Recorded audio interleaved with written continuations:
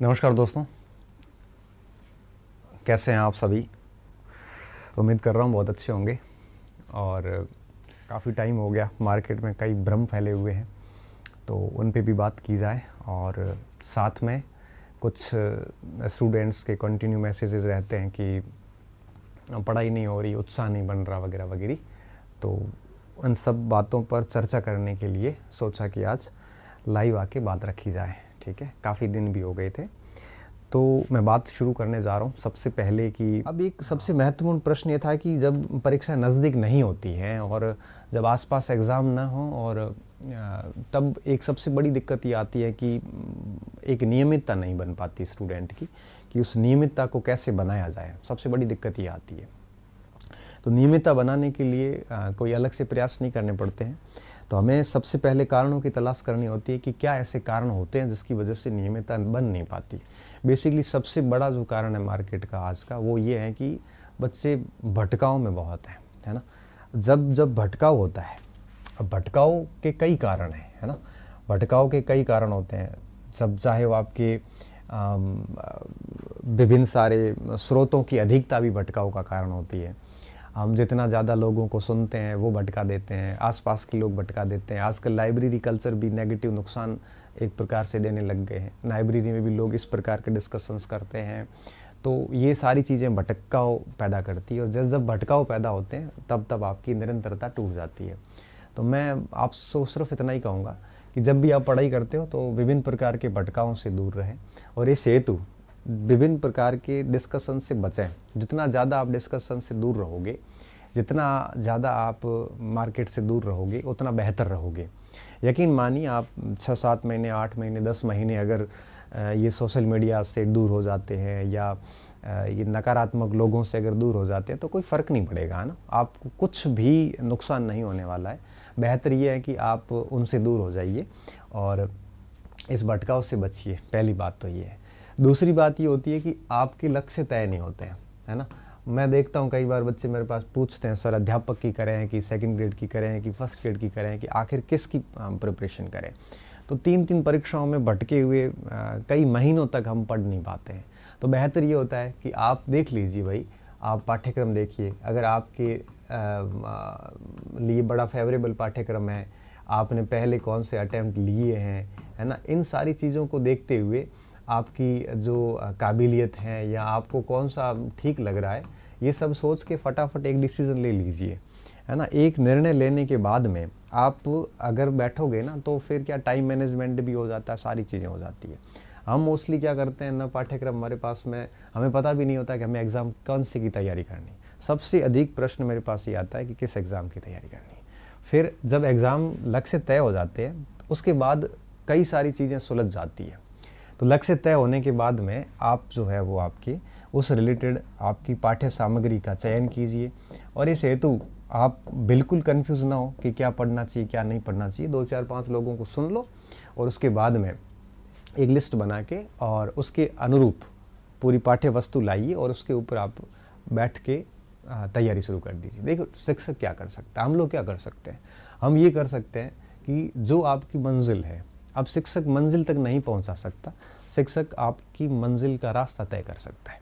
मतलब आपको राह दिखा सकता है, उस राह के ऊपर चलकर आप मंजिल तक पहुंच सकते हो। हमारा काम सिर्फ इतना ही है।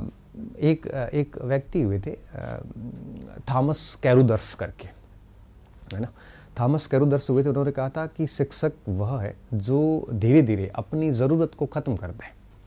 शिक्षक उसे कहते हैं जो अपनी ज़रूरत को ख़त्म कर दे। इसका तात्पर्य ये होता है कि आपको मेरी ज़रूरत हो रही हो कि रास्ता बताने के लिए, या पेपर कैसे करना है, या कौन सी पुस्तक पढ़नी है। मैं चाहता हूँ कि आपको इस लेवल की मैच्योरिटी आप में हो। आप हम लोगों से सीखने के बाद, आप अपनी परिस्थितियों से सीखने के बाद इस लेवल के मैच्योर हो जाओ कि आपको हमारी ज़रूरत ना रहे। तो शिक्षक सच में वही होता है जो आपको अपनी खुद की ज़रूरत को ख़त्म करे। और मैं यही चाहता हूँ कि आप खुद परिपक्व हो, आप खुद अपना रास्ता तय करें, आप खुद अपने निर्णय लें, और विभिन्न प्रकार की इन मार्केट की इस जंजालों से दूर रहोगे, उतना जितना ज़्यादा दूर रहोगे उतना भटकाव कम आएगा और आप है वो फ़ायदे में रहोगे। तो सबसे बड़ी प्रॉब्लम ये आती है कि आपका लक्ष्य तय नहीं है, तो जितना जल्दी हो सकता है आप अपना लक्ष्य तय कीजिए और फिर इसमें भटकिए मत, मार्केट को मत सुनिए, आप मार्केट से दूर रहिए, है ना। मार्केट में देखो यूट्यूबर्स भी आते हैं, मार्केट के अंदर विभिन्न कोचिंग सेंटर भी आते हैं, मार्केट में अपने सारे साथी भी आते हैं, ये सब चीज़ों से दूर रहिए। इसके साथ साथ सोशल मीडिया पूरा मार्केट ही है। अब इसमें कई सारे लोग आएंगे कि भर्ती आ नहीं रही है, कोई कहेगा कि आपकी विषय की पोस्ट नहीं आ रही है, कोई कहेगा कि ये हो रहा है वो हो रहा है। इन सारी चीज़ों से आप दूर रहिए, क्योंकि ये आपके हाथ में नहीं है। कब भर्ती आएगी, कब एग्ज़ाम्स होंगे, कब क्या होगा, इन सारी चीज़ों से आप जितना दूर रहोगे उतना फ़ायदे में रहोगे, क्योंकि विद्यालय बंद तो हुए नहीं है, आज नहीं तो कल वैकेंसी तो आनी है। अब जब ये भटकाव आते हैं तो भटकाव आने के बाद में क्या होता है कि आपकी निरंतरता टूट जाती है, ठीक है। अब जब ये निरंतरता टूटती है ना, तब निरंतरता टूटने का सबसे बड़ा परिणाम ये निकलता है कि आप अस्त व्यस्त हो जाते हैं। और जब आप अस्त व्यस्त हो जाते हैं तब समस्या ये आती है कि आपका पूरा टाइम मैनेजमेंट बिगड़ जाता है।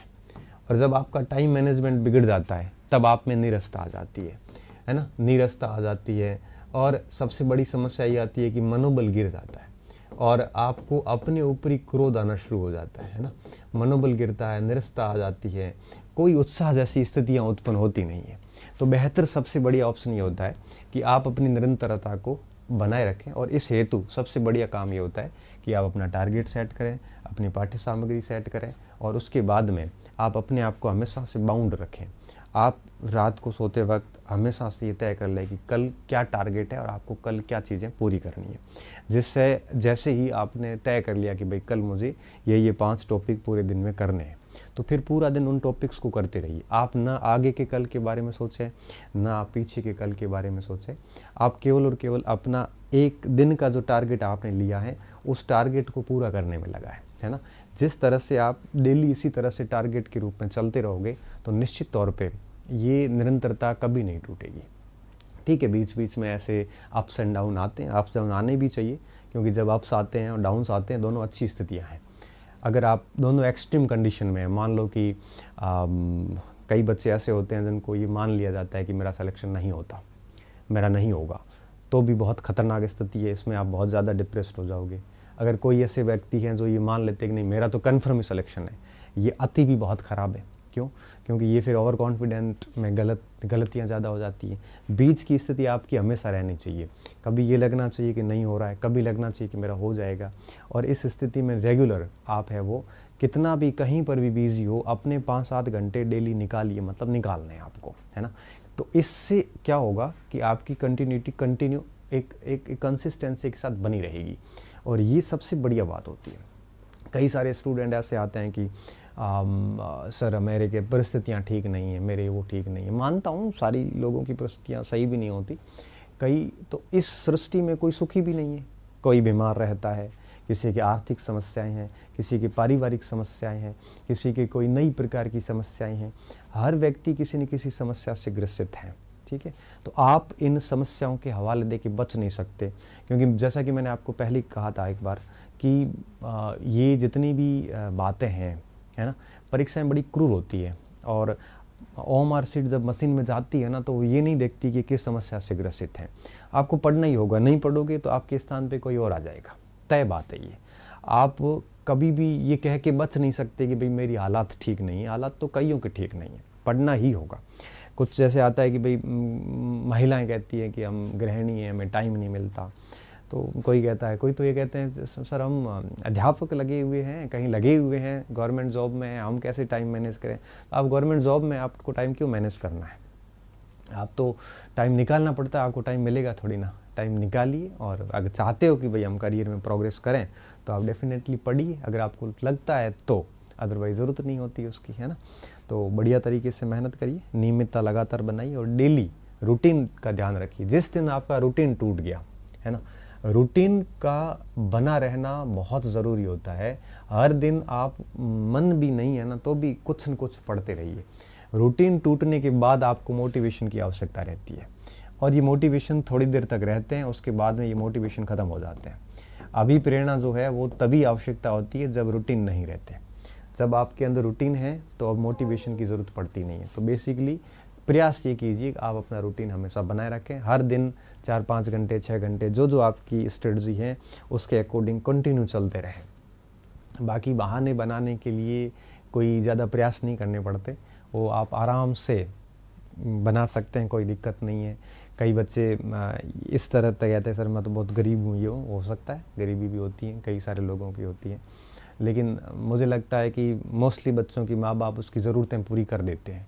उसके बावजूद भी आप अपने आप को गरीब मानते हैं, तो मैं तो कहता हूँ आप अपने माता पिता का अपमान कर रहे होते हैं, क्योंकि माँ बाप ये सोच रहे हैं कि हम है वो बच्चे की जो छोटी मोटी ज़रूरतें हैं वो सारी पूरी कर रहे हैं। उसके बावजूद भी बच्चा अगर ये कहता है कि नहीं मेरे पास तो ये नहीं है, मेरे पास वो नहीं है, तो लालच तो पूरे नहीं होते, ज़रूरतें पूरी हो जाती है। और माँ बाप जितना भी आपको कुछ देते हैं तो उसके बाद आप ऐसे गरीब कह के उनको, मुझे लगता है कि उनका आपको अपमान नहीं करना चाहिए। हर व्यक्ति अपने आप में उतना होता है कि उसकी ज़रूरतें पूरी हो जाती हैं।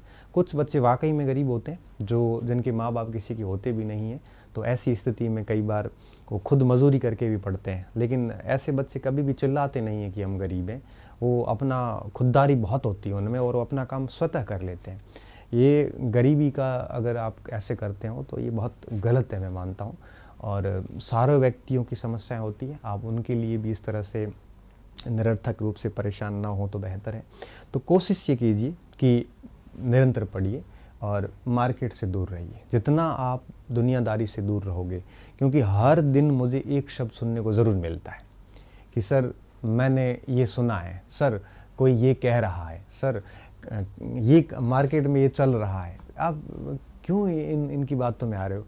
ये कोई आरपीएससी है नहीं, ये कोई बोर्ड के अध्यक्ष तो है नहीं, ये कोई मुख्यमंत्री है नहीं, किसी को कुछ पता होता नहीं है। वो हर व्यक्ति अपने अपने विचार रखता है, हम भी अपने विचार ही रखते हैं। फिर आप उन लोगों की सुन के आप खुद को प्रभावित कर रहे हो।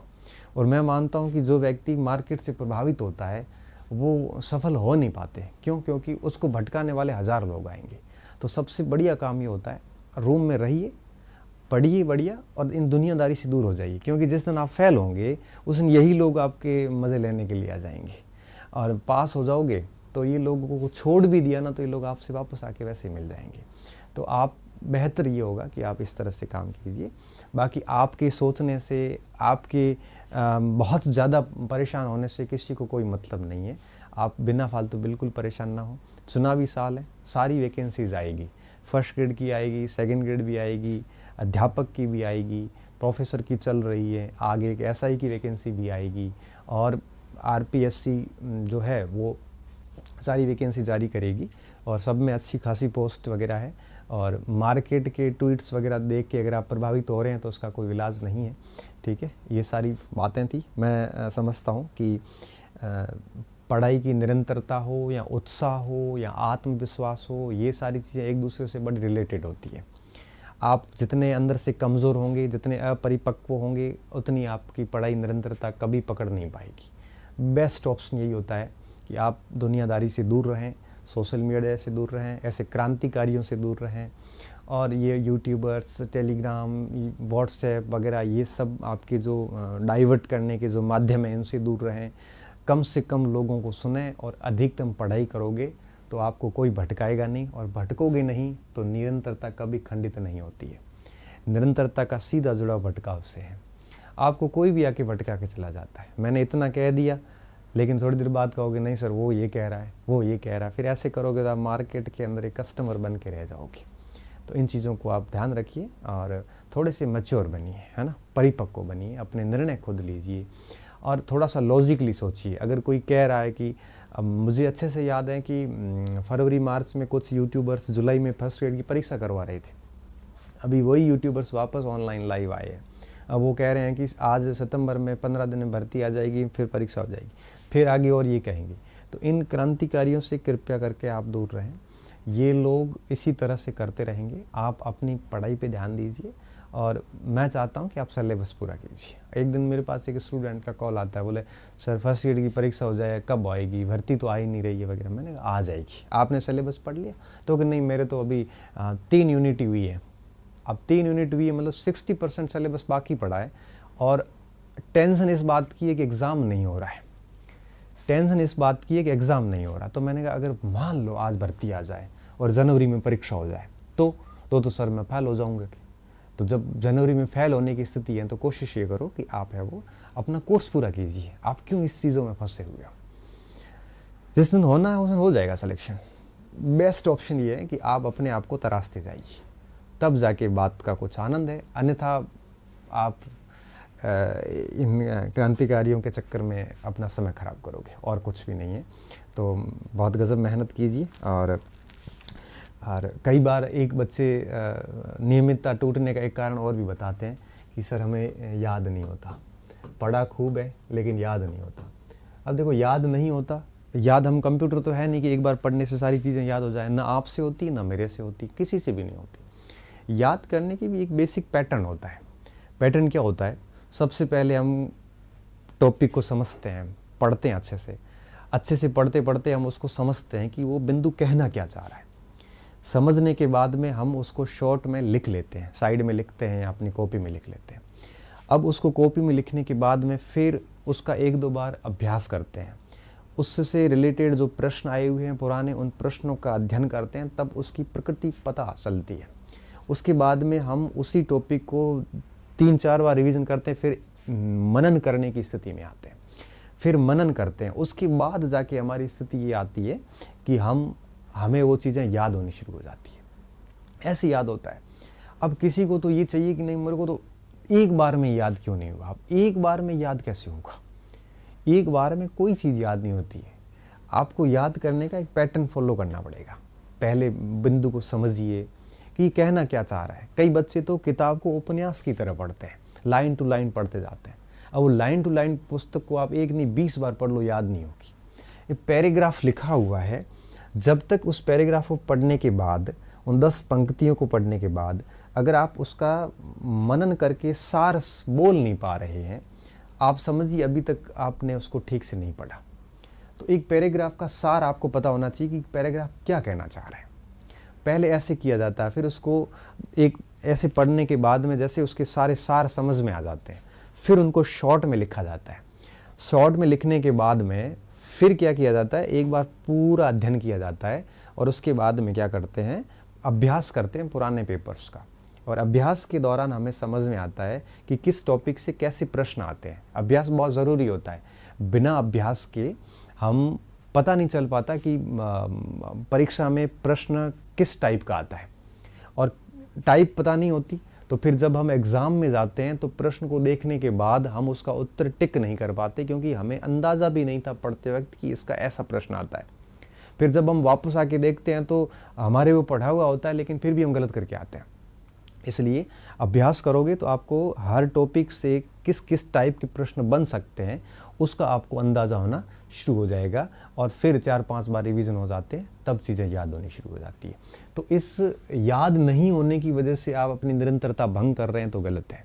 आप उस पैटर्न को फॉलो कीजिए और इसी तरह से पढ़िए। समय लगेगा, डेफिनेटली लगेगा, लेकिन समय भली लगे, लेकिन चीज़ें इतनी बढ़िया तरीके से तैयार हो जाएगी कि आप बहुत आसानी से अपना सिलेबस कर लोगे और अपना सिलेक्शन जो है वो सुनिश्चित कर सकते हो। ठीक है, अब मैं आपके एक बार कमेंट देख लेता हूँ और उसके बाद में बात को हम ख़त्म करते हैं। ठीक है, जब तक ऊपर एग्ज़ाम नहीं आवे तब तक स्पीड नहीं बनती। स्पीड नहीं बनती तो कोई बात नहीं आप जब सो रहे होते हैं उस समय कोई पढ़ रहा होता है, जब आप धीरे धीरे पढ़ रहे होते हैं उस समय कोई फास्ट पढ़ रहा होता है, जब आप राजनीति कर रहे होते हो उस समय कोई राजनीति पढ़ रहा होता है ना। तो वो कोई फ़र्क नहीं पड़ता। आपको अगर नौकरी चाहिए तो स्पीड बना लो। सर मैं first aid history course join करना चाहता हूँ, रिकॉर्ड कोर्स में अपडेट होगा क्या? जी कोई अपडेट नहीं है, वही रहेगा कोर्स में, है ना। मैंने इतना कुछ दे दिया है कि उसमें अपडेट की गुंजाइश नहीं है। सर रीट पे बारे में बताइए। रीट मुझे लगता है अगली साल जून जुलाई आसपास के रीट हो जाएगी, और फर्स्ट ग्रेड की जहाँ तक रूट के अध्यापक की बात है तो वो अगले साल 25 में जनवरी फरवरी के आसपास हो सकती है। साइकोलॉजी का कोर्स अपलोड करो, पॉसिबल नहीं है। सेकंड ग्रेड ऑफलाइन बैच चल रहा है और डेली 5 क्लास देखता हूँ, 180 क्लास शेष रही, बहुत बढ़िया बात है। कॉलेज लाइब्रेरियन की सारी पात्रता पूरी करने के बाद तो कुछ नहीं है। एपी के एग्ज़ाम का मैंने बता दिया, पोस्ट के बारे में मैंने बता दिया स्टार्टिंग के अंदर ही, और कमेंट्स बहुत फास्ट है, मैं फिर भी कुछ देख पा रहा हूँ तो वो बता पा रहा हूँ। एएसआई के एग्ज़ाम के बारे में ऐसा कुछ है नहीं, अभी भी मार्केट में यही माहौल ही बना हुआ है। चलो बात को ख़त्म करते हैं और ठीक ठाक तरीके से बढ़िया तरीके से मेहनत करते जाइए। खाली टाइम है, वैकेंसी अभी आएगी, परीक्षाएं लेट हैं, तब तक मैं मानता हूँ कि आप ठीक से तैयारी करोगे तो सिलेक्शन ले लोगे। और कोई भी ऐसी परीक्षा है नहीं वनडे एग्ज़ाम जो 6-7 महीने तैयारी करने के बाद पास नहीं होते। सर नींद ज़्यादा आती है, क्या करूँ? नींद बेटा, बेरोज़गारी में नींद ज़्यादा आना लंबी बेरोज़गारी का सूचक है। तो नींद ज़्यादा आती है तो लेते जाओ, कोई फ़र्क नहीं पड़ेगा, क्योंकि आप नींद लोगे तभी कंपटीशन कम होगा, है ना, नहीं तो कंपटीशन बढ़ता जाएगा। विश्व इतिहास के नए वीडियो कब डालोगे और इतिहास दर्शन के कब डालोगे? तो विश्व इतिहास और इतिहास दर्शन की वीडियो जो है वो मैं डालूँगा आपके नवंबर के आसपास। तब तक मेरा प्रोफेसर का बैच कम्प्लीटली पूरा हो जाएगा उसके बाद, ठीक है। तो सभी को एक प्रकार से शुभ रात्रि। मैं बहुत अच्छा हूँ, आप बच्चे पूछ रहे हैं।